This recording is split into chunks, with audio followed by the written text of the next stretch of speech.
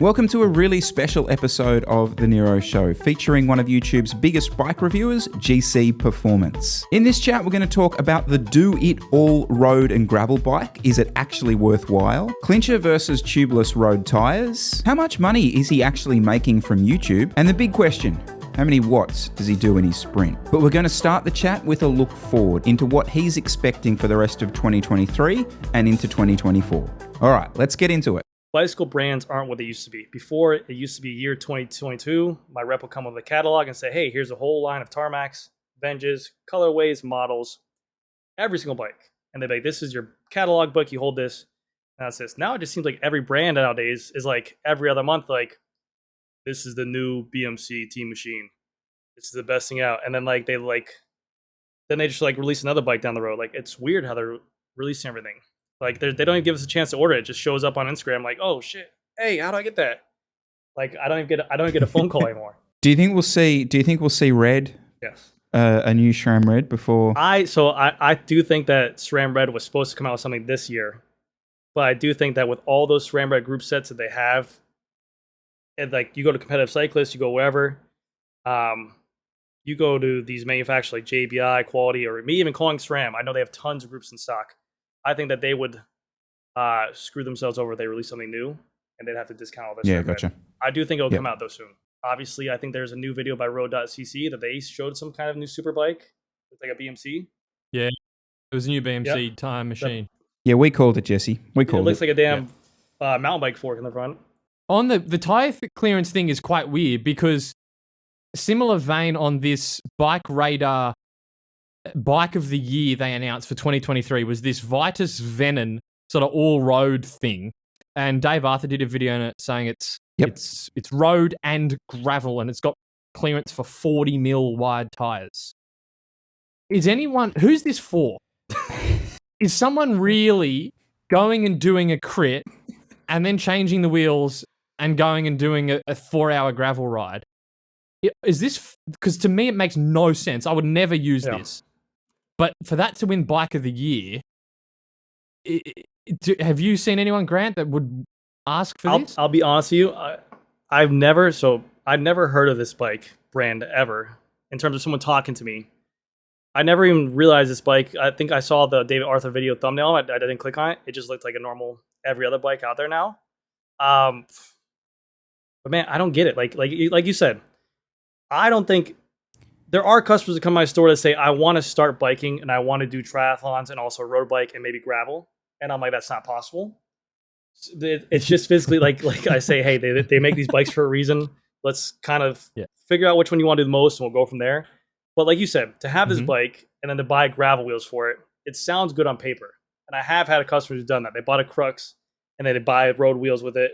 And like, oh, I'm going to swap this out. But you have to buy wheels, tires, tubes, cassettes, disc brake rotors. Then when you take off your wheels and put these on, then they don't line up right, the shifting, the rotors rub. And then they never do it again and people just get pissed. I don't get why this company has really deep pockets. And there's other things though, because your gearing would be different. Yeah. If you're we're saying we're talking competitive on the road, not just I want to do one road ride a month. If you're a road rider, maybe you go for a club ride. You need bigger gearing. Yeah. The position you're going to want to be in on a road on a fast club ride, you're not going to want to do 4 hours on gravel on that. No. I don't get it at all. This is total bullshit. It is complete fake news. And I'm not sure whether to go the route of, it's some sort of conspiracy theory, or it comes back to this thing of like it almost being an easy... It's like an easy category for these magazines to choose as the bike winner because they can always just turn and say, oh, but it's got this added ability that you can ride it on-road and off-road. And your initial thing is like, oh, yeah, that sounds like a really good thing. Yeah. And then you kind of walk away from that and go, when the fuck would I do that? Exactly. Like, as you said, and I watched some of this Unbound stuff.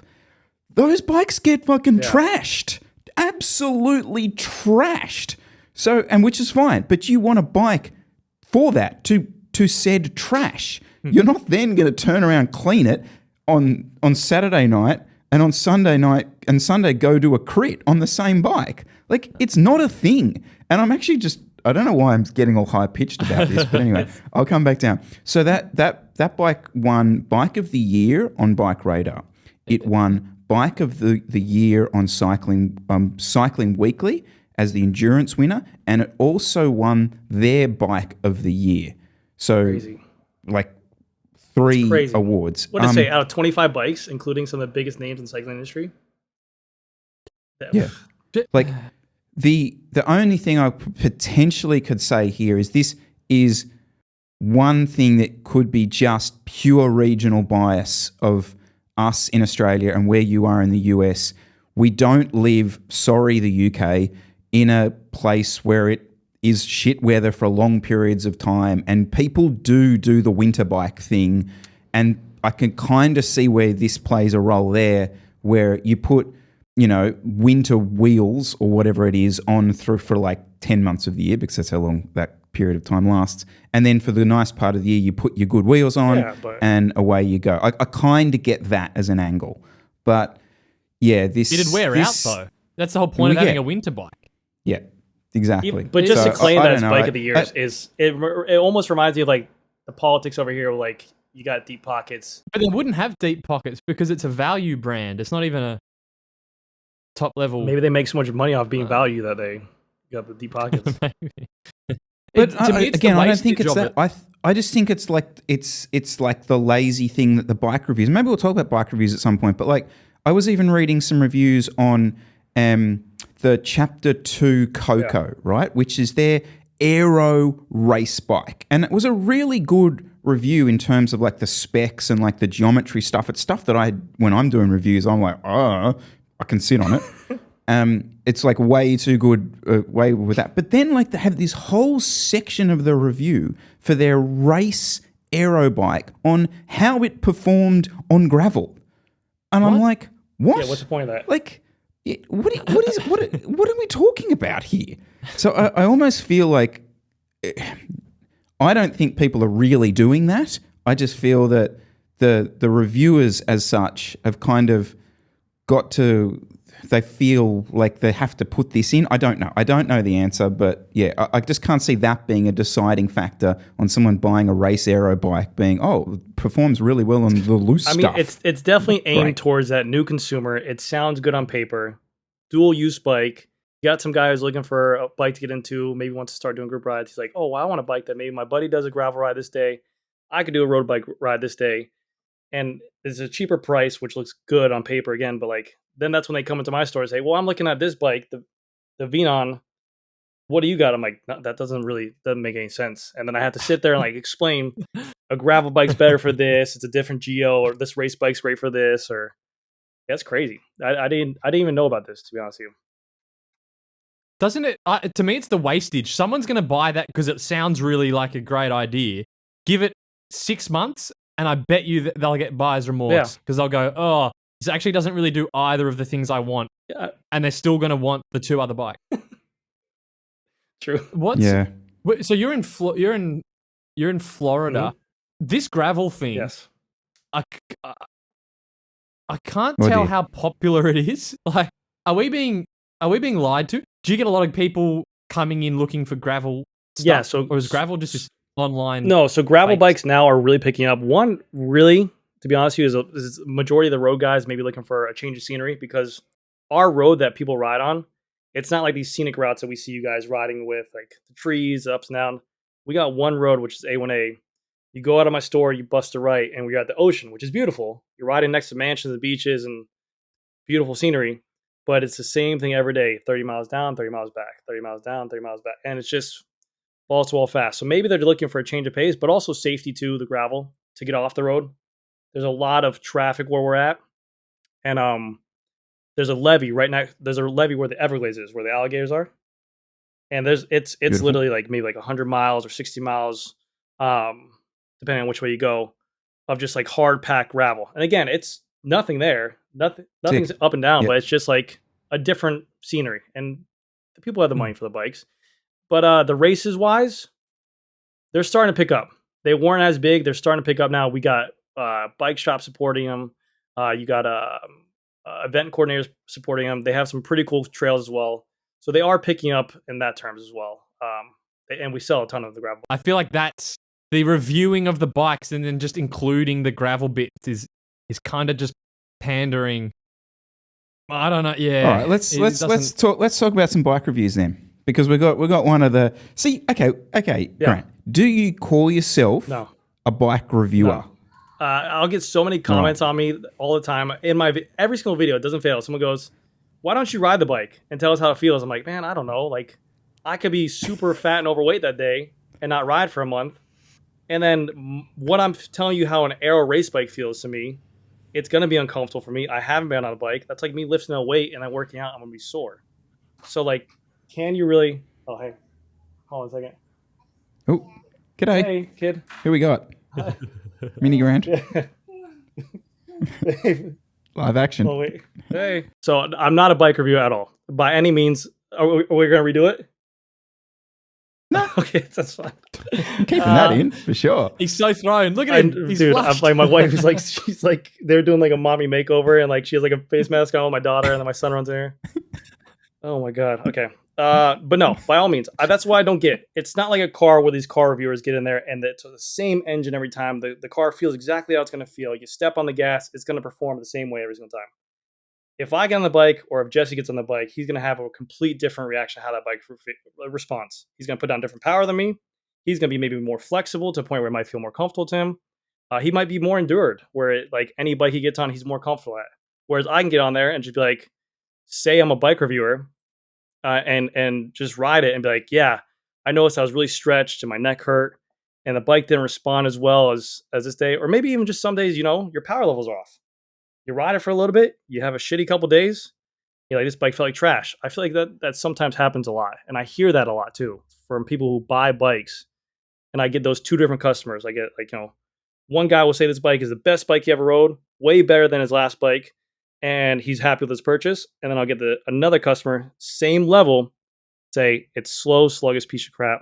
He wish he never bought it. So can I push in on that then? So if someone comes in and they're deciding between a few different bikes you have on the floor, what are you, given that you're not a reviewer, you say, and you haven't ridden them in depth, how are you making suggestions to them, so not based on how they ride? What else is there to...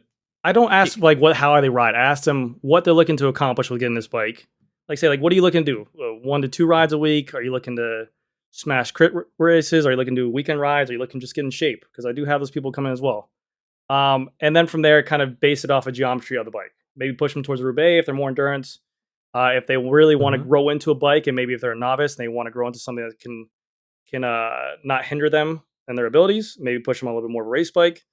And also the best thing about my job, which I tell people this all the time, the reason why I think it is good is because I have such this big stew of feedback from everyone.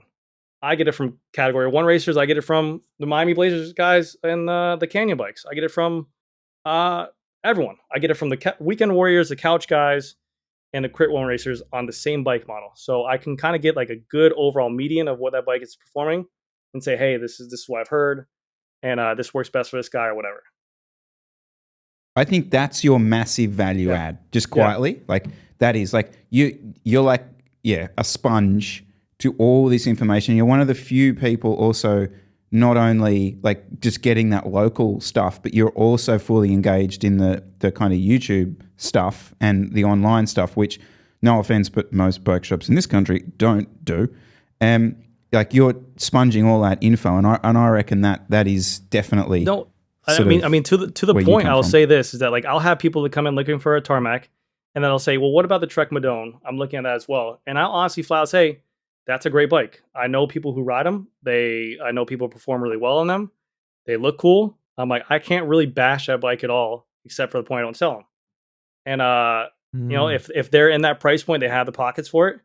I'm like, I do think it looks like a cool bike. So I will definitely be honest as possible. I'm not looking to force someone onto the bike just to make a sale, because at the end of the day, I want to make sure that they're happy with their purchase. If they're happy with the purchase, then they're going to want to come back in my store more. They might get more enthusiastic about the sport, maybe buy some more stuff. But I don't want to be like, hey, this is the bike you need. Trek is trash. That bike's trash. This bike's trash. I'll never do that. So how come you don't do that on YouTube then? And maybe that's what we should do here. Is Grant, what does the world think of the specialized LA elite? I mean, like, because you do your overview videos, but I don't actually know. I would love to have like a peek inside your head at what all the different opinions, good and bad, you've heard on every bike. I really try to keep it very, very just not opinionated. I try to keep it very. I read what the company says, and I try to just give the specs that the company is saying, whatever the company is, even Trek, whatever it is, whatever they're putting on their website. And I'll say this is what Trek is saying about their bike, and you have to really be as a end user consumer or whatever it is nowadays. You have to be knowledgeable and be okay with your decision. You have to put some kind of credibility in yourself, or I'm sorry, what's the word I'm looking for? What's the word I'm looking for? Like you have to hold yourself accountable for the purchase you're about to make, and really can't point at anyone else. I'll put out everything I know about this bike in terms of specs, the geometry, the endurance. Maybe they change this to the bike, and you could take that information. But then at the end of the day, I don't want you to buy this bike because I said, "Oh, this bike's way faster than last year's bike," or "This bike's way better than this bike in this category." And then they come in, they buy it, and they're like, "No, it wasn't. This bike's better." You know, like there has to be some kind of end consumer accountability. All right. This is just pure, like, what happened. You're just saying what happened. Has there been a bike recently that a customer brought back and said, actually, you know what? I don't like this. Like, not YouTube, just sales? Yeah. Like, and this isn't necessarily having a go at the bike. It's just that bike didn't work for that Whenever person. Someone's going from an alloy bike to a carbon bike, or to like there was an instance where I had a guy who was really quick and he was running a pretty base model bike, a base model carbon bike with 105. And he was looking at getting an S-Works Venge at the time. Deep dish 64 wheels, flat roads. I'm like, man, this bike will be a massive improvement from what you're looking at. I kept on telling him, I said massive in terms of marginal. You're gonna feel it. But yeah, it's but you're not. It's not gonna be like 5 mph faster. But I'm like, it's something that a rider who's of your caliber will notice. And once they have that, they're not gonna want to go back. And then after you got the bike, I was like, "How you did the ride?" He came in. I was like, "How you like the bike?" He's like, "I'm like, dude, you like it?" He's like, "Oh, it's whatever. It wasn't that much faster. I felt like I was kind of fast on my other bike." I'm like, "All right, dude." I was like, you know, like I couldn't say anything bad about it. I was like, "Yeah, well, you know, keep on riding. You're gonna feel better." Like, I don't know, like, but then after a while, he never gave me that satisfaction answer of like, "Yeah, I loved it." It was just always kind of like, "Yeah, I'm really feeling more in tune with the bike, and I feel a little bit more stable and steady, and I feel like it holds top end speed better." I'm like, "Okay, thanks, dude." But yeah, that's about. That's gonna be that's quote of the year so far. Massive marginal gain. What? What? But but you know what I'm saying? And okay, I don't know if you know what I'm saying, but like I'll say this, like from someone who rides bikes all the time, if you went from an alloy bike with alloy wheels and you're riding that to like a carbon bike with deep dish wheels and an aero bike, it's something you do feel. But is it going to make you drop the whole group ride? No. But it will make you feel like you conserve that energy better, you stay fresher, and it's something that as a rider you're going to feel that. Yeah, it's going to go faster. Yeah, I agree. 100%. Yeah, that's kind of I'm half laughing because it is true. I understand what you're saying. It's just funny. It's like a Gordon Ramsay, fresh frozen. What? What do you mean? I know, man. I don't. It's massive marginal. It's hard to be in sales and be truthful at the same time. It's difficult. Can we chat bikes then? Because you did the video on the Elves, which you built up. Have you been riding it? Because that was the thing with that frame is I've seen a lot of videos, people building it, specs, looking at it. I'm yet Cam Nichols got it, then had to send it back. I'm yet to see, I haven't seen his video. To see how it actually rides because it doesn't look like it rides very well. So curious. So I'll tell you this much. People who know me know that I'm a little bit chunky right now. I'm not riding as much as I should. I'll be flat out honest. We're going to get into that. Okay. So I rode it? Yes, I rode it twice. And on the second ride that I rode it, I jumped on a group, and my fitness level isn't the best, but I still have some kind of muscle memory. And I've been riding since I was like 15, so I'm okay. And then a guy passed by me on a Pinarello Dogma F, and he was doing like 24, 25, and I jumped on his wheel. And I held on. Nice. But I will say this, the aero bike itself, like the aero qualities, now I do have 65 millimeter deep dish wheels, but when I was riding that bike, it felt effortless to stay behind the guy. Like I just felt like I had to turn the pedals and it held onto his wheels. My power meter was dead. I don't know my wattage, but I really didn't feel like I was working that hard.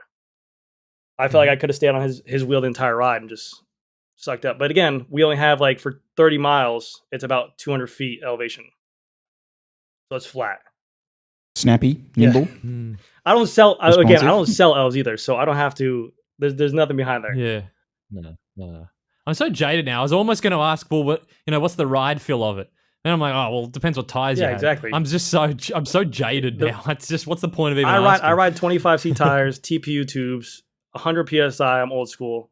But again, my roads. Again, that's another thing too. My roads are so smooth. Like I'm fortunate enough to where we live at. The tax paying is good. So like I'm literally riding like on a treadmill. I don't have bumps the entire time. It's like it's just very smooth. Yeah. So that's again like what you said. Like maybe someone really does like feels uncomfortable on a crappy road bike.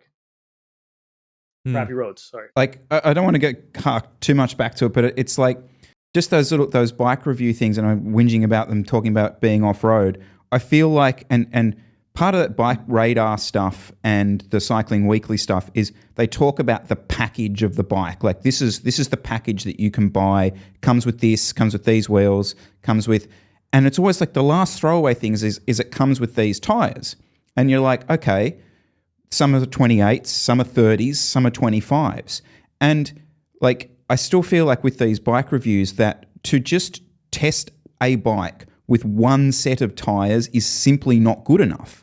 Because, we've talked about this a lot, Jesse. Like if I have two sets of 25s on my bike and I go and put two, even just 28s on the bike, it is a completely different bike. And like if I was to do a ride report review, I would have a completely different outcome for that. Yeah, I agree with that all day.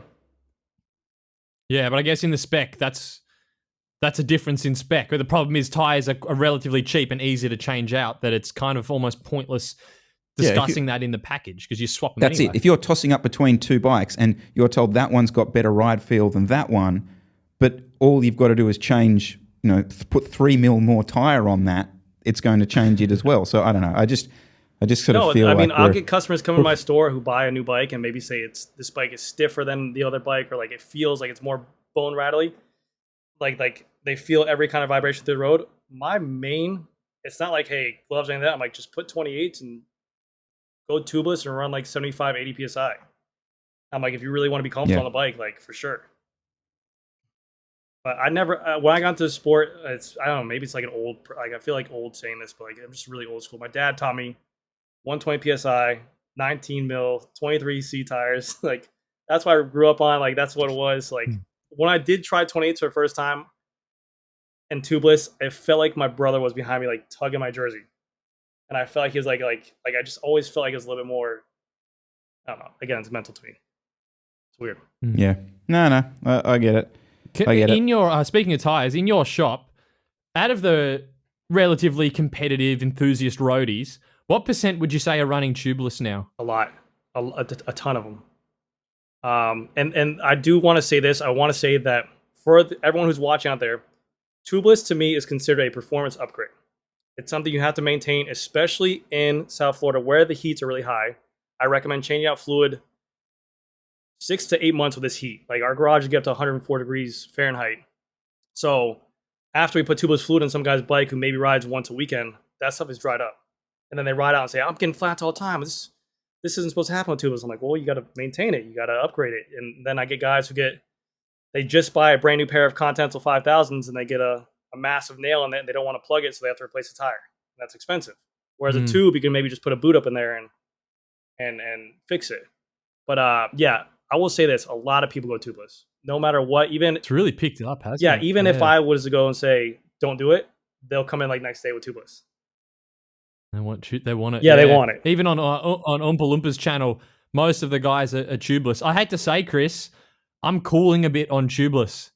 I'm really cool. I was 3 years ago when we used it for that first year. I was totally converted. Now, I think the Clincher tires these days, the new ones, the GP5000 Clinchers, they don't really flat that often. Yeah. And if you're running a latex tube, the ride feel and the presses you run are pretty similar. because I race it between 70 and 80 psi, kind of the same whether I have tubeless or not. I've got these 80 mil setup Clincher, they're Clincher only. I'm almost kind of like, it's not worth the effort. Have you tried now. TPU? I'm close to going back. Yeah, but my pushback is that the effort's becoming less and less. Like, geez, I can do it now, like quite easily. The wheels and the tires seem to marry so well. Yeah, that's true. Like, it's not like those first few ones that we were setting up. Some of those high roads on that first iteration of the WTOs, like that was proper. You didn't know what you were going to get. There was going to be sealant on the ceiling. Because I'm guessing your rims have no rim tape. They're just ready to go. So I've got the wind space ones need rim tape and they lose air. And if I'm recommending to someone now, I'm like, well, it really depends on what rims you've got. So as a blanket statement now, 2 years ago I was said everyone, if you're racing, should do tubeless. Now I've come off it a bit. And then do you update your sealant, Chris? What if you've been running the tires for 4 or 5 months? Do you take them off and clean out the old sealant? And no, I'll just put every 3 months. Okay. I'll put just through the valve. I've got one of the little syringes and just squeeze it in. You do top it up. Yeah, it's good. It's necessary, especially like it's a But no, Jesse, I was going to ask you. The other thing I found is that just quickly, the one thing I found is like you do need to put a lot more sealant in a 28 and a 30, like a lot more. That gets. I think people get really stingy with the amount of sealant they put in as well. Like, oh, it's all grams, all these grams. They go cheap on a $10,000 bike. No. Yeah, exactly. But Jesse, I was going to ask you, have you ever tried TPU tubes or only latex? TPU. Plastic. I've only tried butyl. No, I've only tried the butyl, and then for racing wheels, I run the latex. Try those TPUs, man, the Ride Nows or whatever by, I think it's on Pandapodium, but like, Pirelli. Ride Now? Pirelli makes a pair. Yeah. Vittori makes a pair. It's literally 33 grams a tube. And also it's super lightweight to a point where they say it's very, very little rolling resistance. Like you said, it pairs with the tire very well to a point where you almost don't even feel it. And I think even Silca, I think they discontinued the latex tube and they're making like a TPU tube. Okay. Yeah. Right. Oh, if I flat these, I bought a couple latex ones the other day, but if I flat them, I'll try them out. TPU. Okay. Yeah. But it's just, I mean, back in the GP4000 S2s back in the day, I just remember getting quite a lot of flats, and then I went to tubeless. I was like, this is amazing. I don't flat. But the tires these days, the clinchers are so good. Yeah. Unfortunately, I'm almost back in clincher territory. And back what Chris said too, back in the day, to make a tube, I would take half a day to do a mountain bike tubeless tire, or like you said, the tire, the rims weren't high profile, the tires didn't have the best beat on them. I would have to wrap the rim with like 6 layers of rim tape just to take up some of that void of space. And like, bro, I would call a customer pissed. I'd be like, I can't do it. Take it back, and like tell them to go somewhere else. Like, I would just be furious about it at the end of the day. We had a team camp in 2020, which was meant to be like, everyone was getting their gear, getting the wheels, all the stuff. And we had 2 guys there, Izzy and Aaron, doing mechanics. And like they was trying to set the wheels up for the team. And they were there a day early. And like they had a full day to try and get some tubeless wheels set up. We had 2 wheels set up by the time we all arrived. And there was fucking sealant on the ceilings. God, it was just like, it was like a murder had taken place. I've heard the tubeless blow-ups in shops are horrible. I've only had one of my guys do it, Victor. Shout out to my buddy Victor. He's one of my best buddies. He moved out of the shop, but he sold a guy a brand new felt gravel bike. And he pumped up the tire. I think it always recommended like 40 PSI. He pumped up to like 80 PSI in this gravel thing. And the customer was back there. And the shit blew up, and we got tubeless fluid all in the customer's face, all in the guy's shit, all over the store. The guy was pissed. I think we gave him some kind of discount after that, but it was horrible. And how come for the people coming into this shop, why do they want road tubeless? What's the selling point? Is it the puncture protection? That's a flat protection all day. Yeah. Okay. They literally swear they're not getting any flats. Like we'll have, and this is another argument I always say. They'll come in and be like, I've been running tubeless for 3 years, not a single flat. I'm like, hey Ben, you're running Clincher tires, right? Yeah. How many flats you got in the past 3 years? None, really. Like, it's just like preference, or like personal experience. Yeah. But I think that's in the tires though, because I used to get a flat. It was a constant maybe once every 3-4 weeks. I haven't got a flat for a while. I'm waiting for one, but I don't think that's the case with the newer tires. Yeah. The new tires. Also, with the new tires, the STRs, they're all becoming now like a tubeless ready tire. They really don't make like a clincher only where they're really thin, like the STRs. People are running STR with tubes, and like that's really like they make it at 5,000 still. That's only meant for tubes, but people still run the STR because they want the new tire. That's a more tubeless protected tire. Same with the new. Oh, you wouldn't do that. You wouldn't run a tube in a tubeless. Trust me, a lot of people do it. Crap. No. What's the name? I think the Vittoria Corsas Pros, those new ones. I don't know if they have a tube version, but I think you're gonna see people run those with tubes. Yeah, it happens a lot. That's not a good idea. A lot of consumers don't know that, and then they show up with they pump up hookless because it says tubeless ready. But when it says tubeless ready, the tire they actually mean like fucking run it tubeless because it's too thick if you run a tube.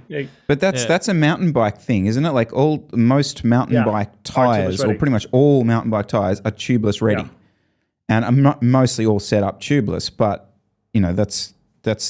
it's just standard operating procedure that you can run a tube if you want. That's where my issue with hookless is that I get people that buy bikes from other stores that come with ND Foundation wheels, hookless wheels, and they got tubes in there, pumped up to tubes are fine, but like 100 psi. I'm like, dude, that's like a bomb waiting to happen. It's like the lack of consumer education on the bikes that people are even running, like or even Giant, all their wheels are hookless. And I'll be like, oh, what do you run this? And it's like an older guy's like 100 psi, like I always do. I'm like, fuck yeah. I'm like, yeah, go for it, man. No, I'll tell him. But it's always very scary. There should be some kind of warning, like whenever you sell that bike to a consumer, it should be like on the valve, like a bright yellow sticker, like these have a maximum psi of blah. Yeah. So I got a question for you. Yes. Like it's pretty broad, but.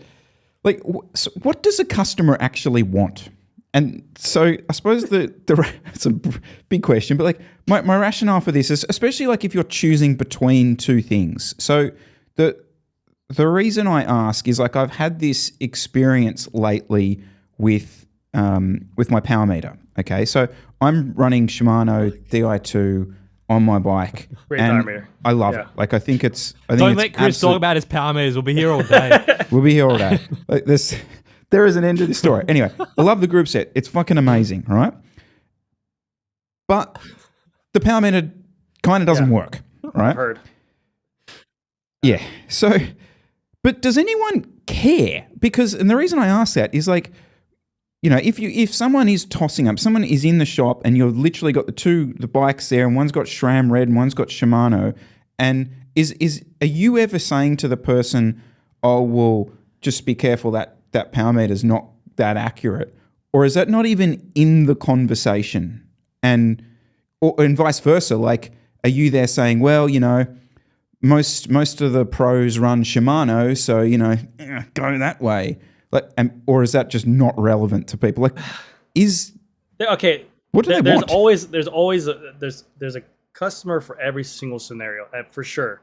I mean, like you got the Jesse Coyle, the Chris Millers, the enthusiasts, the pro riders that literally want to know analytics, stats, how things hold up. We have those customers. We also have the customers that literally just woke up underneath the rock and said, "I want to buy a road bike today," and literally I'll be like, "Hey, what are you looking for?" I don't know. And I'll be like, okay, well, let's fucking go through it, everything. And I usually spend 50 minutes with them. It usually ends with them walking out and saying, let me think about it. And then I kind of have like the middle of the road guys who are like, they buy a bike, they have money, usually buy like a $6,000, $7,000 bike. They just want to look cool after the gym and ride something that looks badass, maybe ceramic OSPW, whatever it is. But in terms of the power meter, I know about the Shimano power meters. I'm sure every bike shop owner knows about Shimano power meters. Even last models weren't the best power reading models. But sometimes they do come spec'd on bikes. Thankfully, our bikes don't come spec'd with them. But I think like Giant, they do come spec'd with it. So like if they were looking at a high-end bike that already has it on there, I would say, yeah, it comes with a power meter, it comes with this, it comes with that. And it's a power meter. Some work, some don't for the Shimano. So like, I know it sounds bad, but I really wouldn't poke too much at that topic. But if someone was to build a frame with me and said, hey, I want to buy a Durex Groupset with this crank, I'd be like, that one. Get pedals, get a different crank, do whatever, and I'll be as honest as possible with them on that. Like I said, luckily Specialized comes with the the 4i power meter cranks, and Scott I think just doesn't come with it, and it comes with a cork, which is great. But yeah, But most people don't care. Is most really my point. And that I didn't want to like just harp on the power meter thing. It was more like, almost like what's the deal breaker for someone when it sort of boils down to some of these things? It 100%. That is where I'll have a bike spec'd only with SRAM, and some guy will be like, I only ride Shimano, and it's the frame. It's like a $16,000 bike, like a Scott Foil. Guy's like, I only ride Shimano, and I'm almost tempted to be like, I'll swap everything out, but it's gonna be a lot of work. But yeah, 1,000%. They'll either see a pro teams. So are the Groupset wars over, as Jesse is called? No. Oh yeah, no, not at all. No, that's what I called. 100% agree with not you, at Grant. all. No. People are literally die-hard enthusiasts. They say that it's better. You got Cervelo now running, or you got Jumbo Visma riding SRAM Red. So now you got these people who are like, I want my Cervelo with SRAM Red because I want to look like them. And yeah. And then you still have the diehards with the gearing of the 10 tooth. They think it's amazing. I don't know. Still exists. So, okay, here's my other thing then. If I've got a Shimano Di2 road bike, is that person now, like, if they're coming in to get a gravel bike, have they got to get a Shimano on that? Or are they a bit more open to, oh, well, gravels, maybe that's SRAM's place. Like, have you got to have all your bikes on the same thing?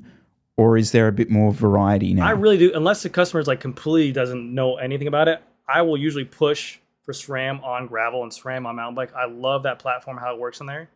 The compatibility with different gearing in the back, the chain rings, I feel like they have a really good low-end gearing. And also the derailleur clutches are amazing. Super stiff, super snappy. No, super stiff. And the cage doesn't really slap around a lot, which I love. And I'll really try to make sure the customer doesn't go Shimano on gravel. But then I have the people, again, like the diehards, are like, no, I love GRX. I love that gravel group set. Yeah. It's really weird that Shimano doesn't make a high-end Dura-Ace group set for gravel. They only make GRX. Isn't that coming? Isn't that the whole thing? 12 speed it's still GRX. It's just like a group set. Like it's not even like they don't have tiers. It's only like that's their gravel group. But see, I think like Shimano view gravel like the European Peloton view gravel. Like, oh, it's that fun thing that those Yanks are doing over there. Isn't that fun for them over there having that? We'll throw them a bone with a little like mountain bike group set, and they can have fun with that. Yeah. SRAM goes hard. Whereas SRAM's like, yeah. They're like, we got this group, we got the XPLR group, we got the SRAM Force, you can actually run road shifters with mountain bike derailleurs. Like, it's crazy. Yeah, they go hard on it. Yeah, like a vegan cyclist bike. He does that one by setup, which that's a cool setup. Mm-hmm. Can't lie. Yeah, I kind of rate that. Except he's got an overeating power meter. That's right. You heard it here first, Tyler. You have an overeating power meter. We'll be proving that right in Have August. You ever tried Favero Asiomas? Yeah, they're the absolute gold standard. That's why I don't want to use them. I don't even sell them. I love them. Yeah. Well, that was one of my chats that we didn't actually. We kind of didn't follow up on last week. Was my big gripe from one of my gripes from the Campy thing. I just think like they've missed a massive opportunity not partnering with Asioma or Favero and integrating. Like Favero are literally the best power meter manufacturer in the world, and it's like partner with them, create this absolute gold standard power meter system, and you've got an actual point of difference. Yeah, incentivize the consumers to go over there now and be like, hey, looks like. I know we're a little bit overpriced, but we do have an insanely nice power meter on there. That'd be crazy. So, okay, yeah. So every time I do a bike review video, I always get at least 6 or 7 people in my comments. It does not miss. People go, that's a overrated $15,000 bike, overrated $12,000 sled. That's too much money. I wouldn't buy that if it was $4,000. And I always like respond with, okay, what to you would be okay to buy that at? Because bikes have still been expensive even in the old days. Like, yeah, it was $5,000, but $5,000 was still a lot of money for a bike back then. And it was mechanical, and it was like different shaped tubes and stuff like that. So like, what to people would be okay for a S-Works top tier bike? What would be the number that people feel would be comfortable? And then also, wouldn't that just devalue the product if everyone had S-Works? Like, then you're just leaving the door open for some other guy to be like, yeah, well, we have this. And like, there's always going to be someone, even if like the world got together and just agreed, like, this is going to be the number one standard price for biking, $2,000. No bike can go over that. Some guy's going to go in the bike shop garage and be like, yeah, but this is like $8,000, and people are going to want to buy it. I don't know. My point on it is that for every person that continues to come in and spend 20,000 Australian on a bike, the brands are going to, and I think already have started to cater more towards that. So the stuff that we consider trickle down, even in the 105 DO2, electronic only, which I think is good, disc only, that's lifting the bottom end of the market up. Yeah. And so in a perfect world, they would have the S-Works, and they would still have a really good value, high performance, let's say complete bike, let's say 4,000 Australian, right? But that 4,000 Australian bike now is getting worse. Yeah. Because it's getting this trickle down from the $20,000 one, which isn't as good. Like they're going, and so, like they're going out of their way to make it look worse. Like they're going out of the way to throw on cheaper wheels that definitely aren't warranting that price tag. I get what you're saying. Yeah. Yeah. So it's kind of a shame that it doesn't seem like we can have both, because as the brands get more and more expensive, they're not doing the same as they were at the bottom end, in my opinion. I mean, I'll say that I think that they focus so much on the high end, like you're saying, like that $12,000 or $13,000 bike, that they're like, maybe at the year they're like, hey, let's just see if we can get $14,000 for this bike. And like, okay, yeah, these things are selling like crazy. Okay, let's make our $5,000 bike.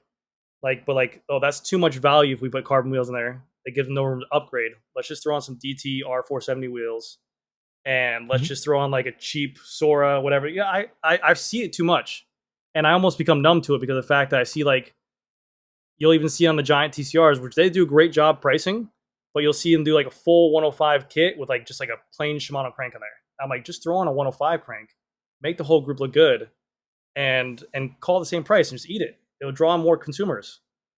But yeah, is this working for the bike industry? Like, we're hearing heaps of stuff about, bike industry's going down the toilet, blah blah blah blah. Like, what are you saying? Like, is this tactic of charging massive amounts for what we all kind of regard as pretty average? I mean, does it work? I'll tell you this much: it's definitely not as fun as it used to be. I used to have so many clients walk in for a $700 bike, for a $2,000 bike, for a $3,000 bike, like, and enthusiasts into it. I don't see that consumer as much anymore. I don't know if it's because there's such a flood of used bikes and there's such good value of used bikes now. I mean, there's so many good used bikes out there for prices that are unbelievable now. But I will say this as well: we sell through our whole inventory, and then we order more bikes. Like, people are still wanting to buy new shit, but they just bought the 2023, and then they take their 2022 and take a hit on it, and they just throw it to used bike market. Maybe that consumer that's going to buy a $2,000 bike splurges for a $4,000 used bike, which is now equivalent of like an S-Works SL5 with Durace on it still, with rim brake. And people might be like, oh, that's from a couple years ago, but still high quality bike. So it is really, really weird. I don't know if it's working as well, because obviously the sales are slowing down, but I'm comparing it to COVID numbers, so it's weird. Yeah. I got two things on that I want to chat through as well. So first thing, and unless because you brought this up, Chris, is why are brands building UCI compliant products? Because until the UCI updates their rules, they've had a few updates, like that 3-to-1 rule with the tube shapes, so you can get a little bit more aero. So massive marginal gain that way. But unless they totally change the rules around the road frame, as the prices go up, the performance isn't going to get any faster. And I've been of the opinion that there's been big improvements in the group sets. Shifting is amazing. The lubricants, so the speed of the chains, have gotten really good. The tires have gotten really good. So non-marginal gains there. But the actual bikes, it's pretty cool that you can go on secondhand marketplace and buy a bike that I would say is just as fast, and it's probably 6 or 7 years old. And until the UCI updates their rules, I don't like as someone who's riding a 7-year-old frame, I don't feel like I'm getting left behind yet. Yeah, but that kind of it makes sense because they're still making that 7-year-old frame around almost today's standards of UCI rules. It's, I mean, like I still see people show me bikes when they're coming in to buy bikes from me, and they'll show me a bike they're looking at online, and I always just say I can't compete with that because I'm a small business, whatever. But they'll be like, yeah, look at this 2020 S-Works Venge with Dura-Ace Di2. I'm like, that's one of my favorite bikes ever, and it's like $4,500 for $5,000. I'm like, can you get this S-Works down? I'm like, no, man. Like, what is compare apples to apples? So I mean, you have consumer direct, you have used bikes now that are crazy, but the used bike market is absolutely insane right now. I mean, the amount of people I'd love to know what that used bike market is, because like if like what you're saying, it is like taking off, like surely that's shooting the bike industry in the foot, because everyone's buying, like Jesse's going back and buying a 2016 TCR, which actually doesn't generate any money for the bike industry. I find it really weird. There's like this sort of it's almost like there's two economies going on. You're sort of saying like the bike industry's doing pretty good. Like people are still coming in and buying stuff. Well, and I have to say my experiences are always different because of the place I live in. I live right next to Miami, Boca Raton. As with us, yeah. So I always try to remember that. Like people have really deep pockets here. But yeah, I hear it other places, like it's very competitive right now. But that's the path. I can think that was sort of my point, is the bikes aren't really getting any faster, so you can only get them more froth-worthy. Because unless they update the UCI rules, the only thing that's selling the 2024 model is that someone really, at the end of the day, someone froths it more and wants it. Yeah. And eventually you're gonna hit a point like that can't keep going on. That's why for the next 20 years, I mean, eventually it's going to have to do something. Well, that's why I always say how much. That's why I always applauded Trek when they did the butthole, like the Trek Madone thing, or like these other bikes. Like whenever they try something new, I do applaud it, because I'm like, you can only do so much to a bike, and people are like, oh, that's a scam. That don't make no sense. I'm like, well, they're putting a hole in a damn bike. Like you can only change a bike so much, and I do encourage these ideas. It's like the Bianchi. I don't know how much it does, but like, change your shape. What else do you want people to do to a bike nowadays? We've seen almost everything. Unless they change, when they went from alloy to carbon was humongous. Like it was a humongous change for the bike industry. I know carbon's cheaper and stuff like that, but like everyone's like, oh shit, carbon fiber bikes, it's amazing. That's the best thing out. I don't know what material they're going to do next. That's really the only thing I can think of, is that like they maybe come out with some kind of vibranium Captain America shield or something like that material that's like super strong, light, everything like that. Bring back the countervail. Countervail. It's making a comeback. Yeah. 2024 Bianchi. We never found out. Is there countervail in the new Bianchi? We never found out. We'll have to buy one and cut it up. We'll have to buy one. Cut it up. Yeah. Ship that one over, Grant. Yeah, okay, I gotcha. Grant's such a dick. He keeps sending me, anytime he gets one or gets a review, he's like sends me like a dozen pictures of it. He's like, here I you like go. the Bianchi a lot. Here I think it's is. cool. And it looks way cooler in person. Like the pictures don't do it justice at all. It looks like a bike Batman will ride. Looks like a bunch of different weapons on it and stuff like that. It really looks really cool. Did you have another point that you wanted to say, Jesse, on that? Yes. Oh, the only thing was on the weight. The UCI weight limit to me is also getting more bizarre, because you went from alloy to carbon, and it was 6.8, and then you went from rim brake to disc brake, and it was still 6.8. You would have thought when you went to disc brake, in my head, for a safety point of view, the weight limit should go up a little bit for a disc brake bike, because you're shifting around where the carbon is. So I think the 6.8 kilo thing is really outdated, because firstly, they're on disc brake now, and you would think you could, if you're passing the UCI safety test, why can't they lower the weight limit? At least it would give somewhere for the brands to go. Yeah. So you get there's the challenge. Make a Cervelo S5 weigh 5 kilos. Yeah, that'd be crazy. I mean, that'd be really badass bike. I mean, there you go. There's like something to work towards. Yeah. Or actually, like you said, like make a difference. Make a difference between that $5,000 and $12,000 bike. Like make the $12,000 5 kilos, and that $5,000 bike be 7 kilos. Like it's crazy to me that that's 7, 7, 7, 7, 7 across the board. It's crazy. Yeah, and often heavier. Yeah. Like, a Scott foil, as frothy as that is, and I desperately would love one, like, yeah, it's 7.5 kilos minimum. What was the ultimate I did? I think it was what, 6.8, 7.2? Oh, was it that low? Was it? It was pretty light. Okay. It was, and it was also SRAM red, and also had pretty deep dish wheels on. But it was a cool bike. The paint job on those bikes, I reckon, must be really nice in real life. Because they beautiful. They've been so let off the hook though, because people just like, well, weight doesn't really matter because it's, it doesn't cost this blah blah blah. But it's like, you just stop giving them a free pass.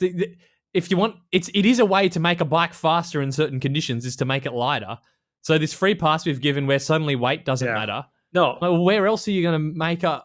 The frames can only get so aero. I used to applaud, like everyone thinks it was a cash grab, but I used to applaud so much when Specialized did their superlight or ultralight editions, like the SL6 ultralight and the ultralight epic. Like that was such a cool concept. Like, hey, we have this one, but this is like their race one.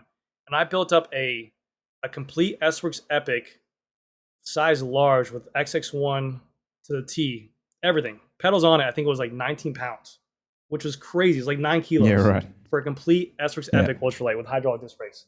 Super badass. I wish I did more stuff like that. Yeah. That'd be cool, rocking up to the cafe. I mean, now it's sort of who's got the most aero bike is cool, but I don't know. Back in the day, you'd rock up to the cafe and it's like, you lift it with your pinky, and everyone's like picking up, like, whoa, that's sick. It's like, what happened to that froth? It's kind of gone now. I find it weird that no one ran a rim brake bike in that final TT at the Giro. Yeah. Like, you looked at those bikes. I don't think anything. Maybe they got it down to 6.8, but like you could have easily done that on a rim brake bike. I just found that was interesting. At those Pinarellos, they've probably got them in that X Lite layup spec. I'm guessing. Yeah. I'm guessing they're probably already at 6.8 anyway. I mean, yeah. Then you could argue is a 6.8 rim brake faster than a 6.8 disc brake because of aero or whatever? I don't know, but the weight's massive margin, much of a muchness. What do you mean? Like, I mean, like the six. I always thought. So I did that one video where I did the alloy wheels versus deep dish carbon wheels. I was like, oh, this video is gonna be great. I was like holding whatever it was. I think it was like 200 watts. Something like that. I'm like, this is for like the everyday consumer. It's not for the racers or whatever. I was like this is gonna be like 200, and it's gonna be a big difference. And it was like, I think like 0.8 miles per hour, which is significant. But I thought it was gonna be like 1 to 2 miles an hour speed. So like the 6.8 rim brake to disc brake, I feel like if you did a video on that, holding wattage, same course, it would be like nothing. I mean, you got every one of the like comparison videos that I've done, like they're literally no difference. It's crazy between anything. That's even the friggin' factor in the titanium bike. It was like a kilo difference. I'm like, it's basically the same. It is crazy. I'm like, Jesus, this is depressing. I thought for sure I ran the one I did with the tubeless versus the non-tubes. People said there were different tires for sure. I get it.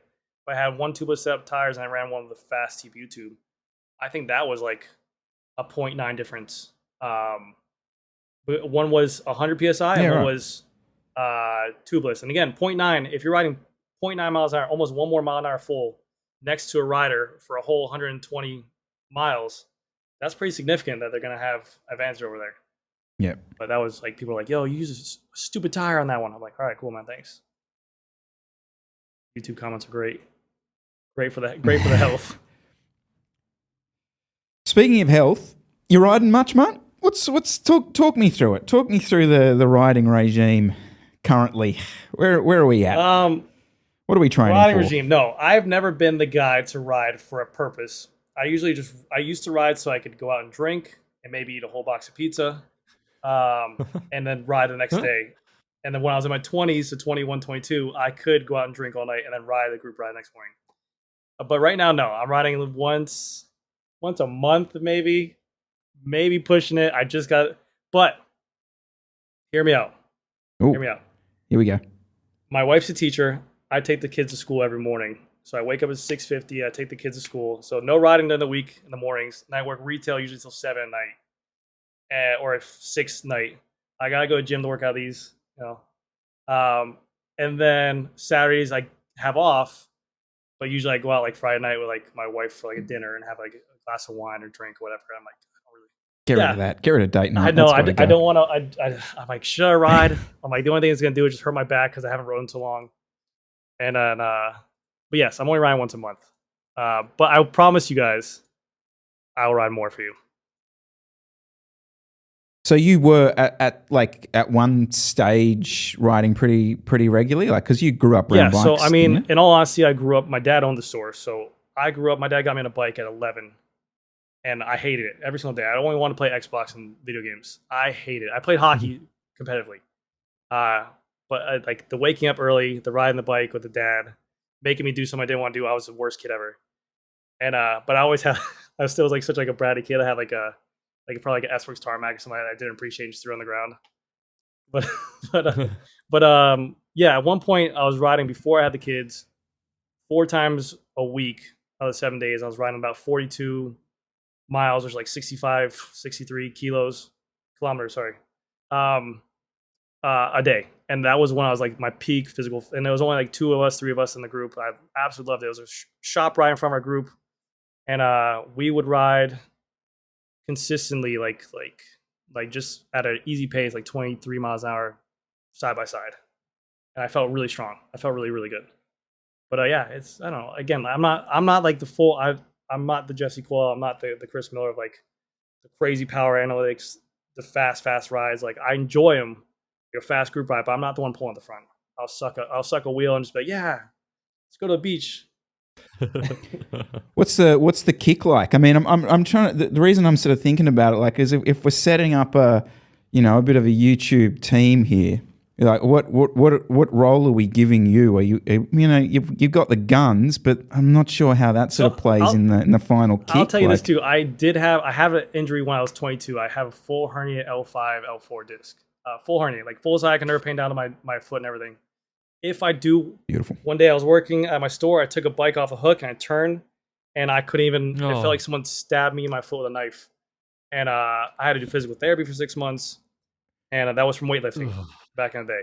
And it was so young. The guy's like, "How'd you even get this?" I usually see like 40 to 50-year-olds here. I was like, "I guess I just got a weak core." And so now when I do get on the bike, even at my age, it's manageable. But like I was talking to you guys, I might pop an Advil or something like that, just to even get on the bike or whatever, because I want to be on these aero race bikes. I want to look cool. I want to slam my stem because that's what I used to do. Maybe it's time for me to get Roubaix. I don't know. Yeah. Have you measured the sprint recently? The which one? Watts wise? Have you got any sprint numbers for us? No. The last time I rode was when I had the Tarmac SL7, and I was like 1,000 watts. Yeah, but again, like I never had a train. I would love if you guys are close to me, like even like in the United States, I would come out and take like a training session with you guys and put me through. I love competition. Like if there's another guy in the room next to me, and they say they're faster than me, or we're on a group ride next to me, I will try my best and I will get dropped, and I have no shame in my game. There's got to be a YouTube cycling race hosted in. It's got to be hosted in China or the UAE somewhere. No, UAE. Michelle would love handle shut down a circuit. And we'll just send out invites. I'm coming with a Creo. I'm coming with an e-bike. Cycling YouTubers. Is it every man for himself, or do we team up? No, I like the idea of teams. Oh, you guys aren't fair though. You guys 3 or can't 4 man go. Okay, team. screw you guys, bro. You guys are strong. Yeah. If you guys could pick one more person on your team, who would it be? Oh, good question. I mean, there's 3 of us right now. We're all looking good. Okay, 5. I reckon 5-man team. 5-man team. You don't have to pick me. I'm not a YouTube cyclist. Oh no, we've already picked you. Bro, I'm gonna be DNF as soon as the thing starts. We need you for the sweeper. You sit on the back wheel and just no, man. I'll probably be at the. You know how they have like the rides and donuts. Huh? I'll be in the donuts at the beginning. Definitely, it's going to be EJ from NorCal 2 as the sprinter. He's a monster. He's doing about 2,000 watts at the moment, so he's a monster. We'll launch him off. Who else? Oh, the Welsh guy. He'd be the best uphill, wouldn't he? Who? Oh, Ed Laverick. Ed Laverick. Yep. I reckon. Motoring through. There's my 5-man team. I don't want to be on the 5-man. I don't want to let you guys down, because if I get a DNF, then you guys won't even. Then we'll get disqualified. Do we know if Oompa rides? Oh yeah, rides. He rides. He rides. Yeah, get him in there. What about Lantern? Get him on the. Stick him on the front. Yeah. So actually, I forgot about that. So I always tell people this, because I got my customers come in and joke with me, and I always say, look at me as like a great coach. You got Steve Kerr, who was on the Michael Jordan basketball team. Never the best player, but he saw greatness. So I got all this information around me. I'm not the most athletic guy, but I got good information around me. But in terms of racing, no. So are you trying to sell yourself as like the road captain here? Is that I'll be in the team car. Yeah, but I'll bring my truck. I'll bring my diesel. Just like blow black smoke everywhere. Are you watching anything else on YouTube? Like what's coming across your anything? In terms of cycling or in terms of yeah, I don't know. I watch a lot of like video game stuff and also like finance stuff too. But so do you watch cycling YouTube, Mark? I do. I watch cycling YouTube for products. To be honest with you, on the power stuff and like the water stuff, I don't follow like whenever you guys talk about FTP or if you say like, hey, top 5 tips to get like stronger on the bike, I'm not really looking to get stronger on the bike. I just really want to ride for my enjoyment. And, like I really do enjoy it. But like if you come out with like the Rafa shoe, I might check out. Or when you did your review of your bike, Jesse, for your Giant, I was like, that looks like a badass bike. So I like to see what people are doing, what they're picking, and the reason for it. I do watch a lot of David Arthur's videos because he's very similar to me, just way more professional. I don't even want to put myself in a category of him because he's like full-on journalist. But yeah, I love new products. I watch China Cycling. I watch NorCal stuff as well. I was a big fan of NorCal when he had Specialized. Now that he's on the Cervelos, you know, no. But yeah, that's Hambini. I'll watch only so much. You know, I can only take so much of just like someone just negatively pounding something over and over again. But yeah, like whenever it's like something I know, I'm like, oh, I gotta watch this. What about you guys? That's funny. So you were a fan of NorCal. I wonder if that's a common thing of he's not that cool guy on S-Works anymore. I'm not. Okay, no, but I had a reason to because like I look at like YouTube as let's be honest. I started like there are people on YouTube who start YouTube for like a passion project. I looked at YouTube as like I see these YouTubers like obviously like Jake Paul, Logan Paul. I don't watch them, but I'm saying like these like insane like, people like I'm making so much money off YouTube. I'm like, let me try YouTube and see what happens. And so I was like, so I look at YouTube as a business almost. I try to invest time into it, and if it's worth my time, I'll do it. And that's why my videos are kind of low quality because I'm not the best of it because I've done edited videos, but they don't hit as well. So when NorCal was on S-Works products and he was giving his reviews of them and his differences of them and he was giving feedback, that's a great guy to get information from, even for my store as well. Hear what he's saying about the bike. He's a pro rider, or he's a Cat 1 rider. Hear what he's saying so I can talk to my consumers as well about a Cat 1 rider. Because I am by no means a Caliber 1 racer in Caliber at that level, but I would like to know what he's feeling compared to other bikes he's ridden. So what on the YouTube thing then? Do you still do it because it makes you money? Yeah. Are you making money through it? I make good. Or you just do it for fun now? I make for what? From AdSense or through the feeding into the shop? Since I got monetized once I got the 1,000 subscribers, the first month I got was like $1,000. Okay. And then ever since then, I mean, there's a website called Social Blade you can go on to and pretty much see everyone's analytics for estimated monthly reviews. But I make on average anywhere from $2 to $3 grand a month on YouTube. Okay. And my videos, like I said, aren't the craziest by no means, but that's great side money. That's great, amazing money. I mean, and then plus if I get the affiliate codes with WinSpace or the affiliate codes with Elite, Nova to Ride, I do like their product a lot, but they also give me a kickback on their product too. And then, are you actually getting? Is that actually turning into a bit of a revenue spinner during COVID time when I first got that? Like, I don't know. Well, I mean, it's my code. Like when I got WinSpace when I did theirs, I got like $1,000 check one time for a month off like referral codes. Huh. So it's close to AdSense almost. Yeah, dude, it was crazy. I mean, and like again, it's something I do stand behind with that. Even the Elite wheels, I'm riding Elite wheels right now. I think they're great products for what they are. Now, I don't know how the customer service is on those wheels, but I think it's great. The Nova to Ride OSPWs, I think it's a great way for a person to step their foot into an OSPW and don't want to spend $500. It's like $250 or something like that. But I did one video.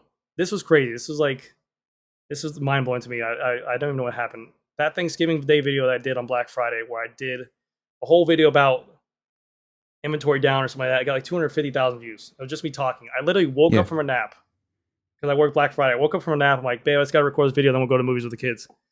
I just like kind of sat down. I was like, click record. I just talked in the camera for like 8 minutes. They got 250,000 views. I guess around that time, AdSense was paying great because it's the holidays. People are buying stuff. They want to advertise stuff. But that one video did like $2,500. Just that one video alone. And I was blown away by that month. I got like $4,500. That's how I was introduced to you. Oh yeah, yeah. I mean, I mean that time was crazy. But like I said, like I went to the movies with my kids, or we watched some kind of Pixar movie. I get out of the movie theater, I check the YouTube app, and it's like 40,000 views, like in the first like whatever. I'm like, what the fuck? I'm like, babe, I'm like, this is just me talking and pissed off, and people are liking it.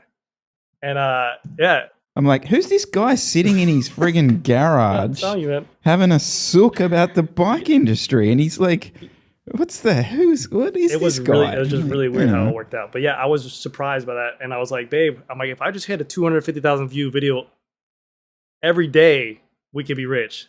But then obviously the AdSense didn't do as well. But that affiliate link things, that surprises me how well that was doing. Because like, you know, we've had a few opportunities to do that, and I've kind of not turned it down, but just haven't really gone down the route. But I think maybe because it was WinSpace. Well, that was prime time WinSpace. It's already online. That was prime time. I don't make that nearly now. But I know what you're talking about. I get hit up from every Joe Schmo out there with a wheel review that they wanted me to do, and they say that they'll offer me a affiliation code. I'm like, there's nothing new. There's nothing that's going to excite the consumer. It's a $1,200 wheel that you guys are offering from whatever, and they want to give me an affiliate code. I'm like, it's not something I really want to push. Like, whereas a WinSpace, I liked them so much that I brought them into my store to sell. I think the product looked good. It was a great alternative price point.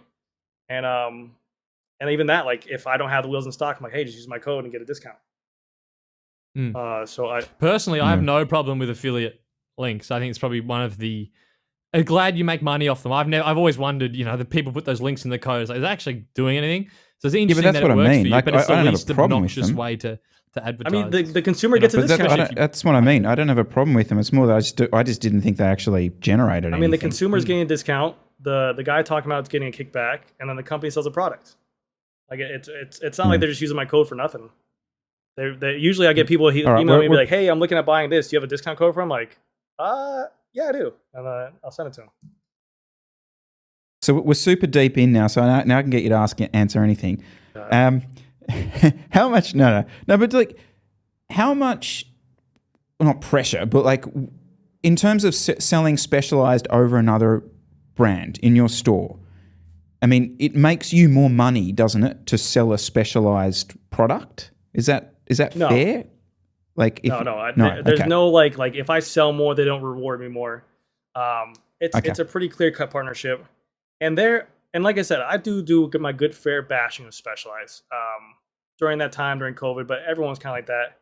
And I think I was one of the lucky ones to have a platform to kind of do it and say it freely. But with Specialized, their product is really good. Everyone loves their product that I know of. I know they're expensive, yeah, but they do a good job at innovating. And then the one thing I do like that I do usually sell people on is their warranty. In that matter, and I usually tell people this too. I go, whenever something does happen to your bike, it's a hassle-free for you. You come back to me, I deal with it. You drop it off of me alone. I talk to the Specialized rep, and then I'll handle the situation for you. And I just try to be as open as possible with them. I'll be like, hey, this customer either this was a manufacturer defect, or maybe this customer did a little bit extra here, but he's a good guy, or he's been a customer with me for a long time. Maybe can we do this for him? And they're one of the best companies I've worked with in terms of customer support or dealer support, excluding 2020. But do you have freedom? I suppose my point is like, how much free, like the Melee, that at Envy Melee, how much freedom do you have to push that? Because it's meant to go up against the SL7. Yeah. So are you, like, would they get pissed off if you do a video and go, shit, this Envy's awesome, like it's a total SL7 killer? No, because that's why I hold it. Everyone who always emails me, they go, I'm looking for your shop, I can't find GC Performance. I try to be away from bicycle generation as much as I could, because that's not my shop's name. So I could kind of speak like that. But also, if I was to take in, like, I can't just be a bike store and be like, hey, Envy, I want to sell one of your bikes. Anyone who sells a bike, they want commitment for you. So they'll be like, hey, you want to sell Trek in my store? you give us a $200,000 order or give us a $300,000 order, and that way, they know we're serious. We know they're serious. They won't screw us by putting a dealer right next door, so we kind of know that we have like their backing, and also that like even with the Envy Melee, is it really good for me to have a bike that competes against the SL7 so I confuse my consumer? You know, like why would I bring a Melee in there when I have a bike same price point? I mean, if the Envy was like $3,500, I'd be like, okay, now it's a difference. But to be like the same price, it doesn't make sense. Yeah, okay. That was really interesting. Like I got so many messages from people last week saying, you missed the mark completely, guys. There's Envies everywhere. And I was like, I've literally never seen one. Yeah, I've never seen one. I've only done the one video on that one guy's bike, and I reached out to him because he bought it from another store, and they sell them over there. And I know another store sells them down the street from me too. You can basically get them if you're an Envy wheel dealer. So that was a pretty cool thing. You could use your money you spent with Envy wheels to kind of say, hey, give me some frames from that. But again, like the frame, I don't mean to hurt anyone's feelings, but the frame of it looks really sloping. It didn't look that cool. The branding was kind of off. The fenders on the bike, like you said, the fenders on the bike, to me, when I even did the review, I'm like, do you really want the fenders on your race bike? It doesn't, like, even 35 mil tire option, like, who are you selling that to? Is someone really buying this bike say that's the first thing I'm gonna do is put 35 mil tires and put fenders on there? No, it's so weird to me. So were people saying that they're popular, Chris? They didn't agree that they're not. So I'm actually trying to flick through these messages here. So I've got this guy here. So this guy's in Portland. So what sort of northwest? He's saying they're everywhere. This guy here is just lots of people sending me pictures of their. But Portland's like that non-mainstream state where like they don't like anything mainstream, so they want to be like that enthusiast, you know. So like I can see that. Yeah, true. That's a fair point. But compared to their wheels, every second person I see has Envy wheels. I can't remember seeing an Envy in real life on the road. I'll be honest with you too. No. I've seen a fall off of Envy and Zip wheels. We used to be a huge seller for Zip. Once they both went hookless only, we've seen that whole platform kind of like die out as much, or the demand for Envy. Like the Envy 6.7s were one of the most popular selling wheel that we sold. 6.7 Chris King hub, J-hook spokes. They looked amazing. They were a really badass wheel, and they were like kind of fresh and enthusiastic. They really haven't changed their branding or look in so long. So like, I don't know if maybe people are just like, Envy. You know, like they're great wheels. Both the companies are outstanding products and offer great support, but I don't know. They really haven't. They don't have carbon spokes. Yeah, they don't. Everyone wants carbon spokes. I guess so. It's not frothy. Not frothing anymore. But like, if you were able to change like your graphics on Envy's, customers, the one thing I learned is they like options. They like options. Like if you even just like if you were to come out one day and just be like, hey, this product I have right here, and now I give it to you in colors, people go crazy. Well, interestingly, so there was one guy here who said he's from Washington, D.C. He's just bought the Melee. It's the blue-pink one. So there's a new colorway supposedly coming out. His local bike shop gave him a quote-unquote great deal. Sure he did, Grant. Sure he sold him up one there. Envy really wanted him on it. They just really had to have him like on again, it. like if you're gonna sit there and say you got a great deal on it, that store might be wanting to move that frame. And sometimes you get a bike because you got a great deal on it. It's not because of the fact you chose a bike at a fair price point against the board. But again, the lack of decals too, the lack of color options. Like Envy said, they're gonna come out decals you can put over there. Again, like you guys said, it looked like just like a regular open mold bike. What do you guys do for fun on the weekends? You guys go out? What do you guys watch on TV? I was waiting for you to answer, Jesse. What do I go do on the week? Take the dog for a walk. You're probably talking to the two most boring people in Sydney. That's it. Well, we might have to cut this out. Okay, I was gonna ask you this too then. Okay, what's it like being in the future? Because right now it's Monday, right? Like no lie, like have you ever seen an advantage? I will say no. What I hang on just quickly. What I will say on the weekends is we've started down the rabbit hole of kids sport. So both our girls are now playing Aussie rules, which is probably a sport you've never seen in your life. Sounds familiar. It's honestly they'll never watch this. It's horrific. It's terrible to watch because they don't really know the rules. They don't even know what they're doing. They're just standing around in a mud pit sort of playing around, but they're having an absolute ball, I think, doing it. But that massive stitch up with it is that it's not like there's not many girls teams, so they're spread all over the city. So the weekend's game was in Cherrybrook, which is like an hour away, and they've got to be there an hour before the game to warm up. They're freaking 8. Cow. Like, what? Anyway, so there's a bit of that. And yeah, look, we're deep in the going to birthday parties. We're at a rock climbing COVID super spreading event on Saturday afternoon, which actually was kind of fun. That was pretty cool. I would have loved that as a kid. I just put my daughter in soccer, so it's pretty funny how we're all on the same page there.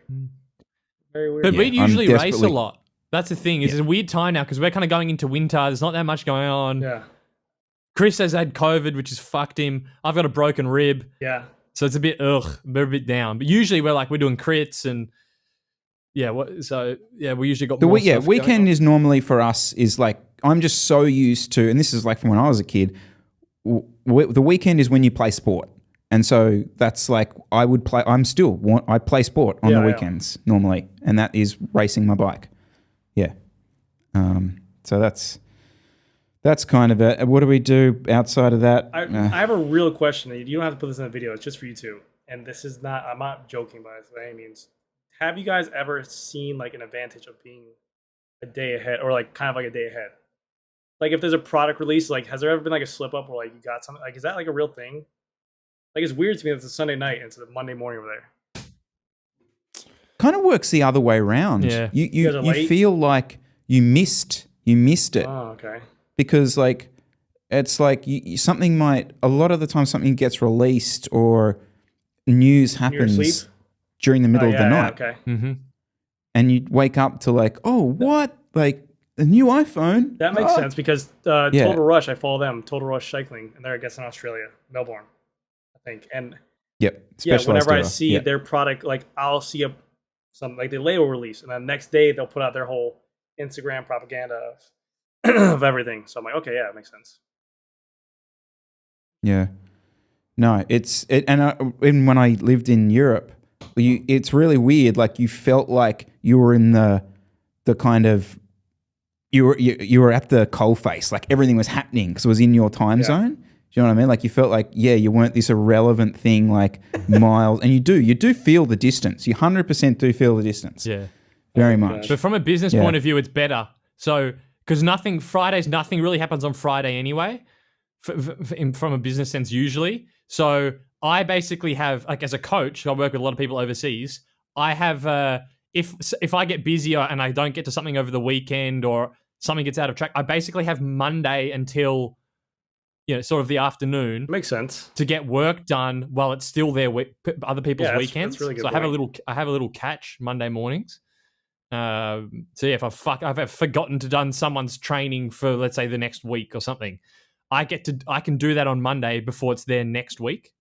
You got to do. I gotta sign up for your train course, man. We gotta make it a series together, where you train me and like I don't know what I want to be at, but like if I had some structure, I feel like.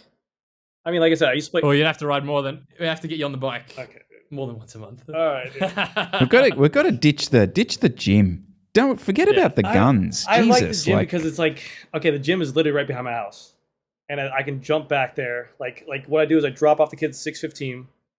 I drop off my daughter at school, my son at daycare. By the time I get back from daycare, it's 8:15. Then I let out my dog. Mm-hmm. He's an asshole. Let out my dog. Then I drink my pre-workout. What type of dog? Golden Doodle. Oh. Yeah, brutal doodle. Oh. Same as we're with two oodlers here. We're an oodle. We're a something oodle. Oh god, dude, it's brutal. We're a my doodle. wife picked him up from my dad because my dad bought him by mistake, and then he realized he couldn't take care of it. And then my wife's like, "I'll take him." I'm like, "No, that dog's gonna be in our family when my daughter's 18." And now I have to deal with that. But so I take my dog, drink my pre-workout, drive to the gym, get about a 40-minute workout in, and I have to drive later to the store. Like I can't ride there yet. What's in the pre-workout? What are we running? Bit of guarana? It's some like bit of cocaine? What's happening definitely there? Some bad stuff. It's like 600 milligrams of caffeine and it's just like it's you get the tingles in the face. I really do like it though. Oh yes. All right, I reckon we leave it there. Grant, thank you so much for joining us again. We'll do it probably, I reckon, just after the tour again. We'll see how we're going for some tech. Jesse, thank you for your time, and make sure to subscribe, like the channel. I'll obviously leave the links to Grant's channel down below as well. All right, guys, see you in the next one.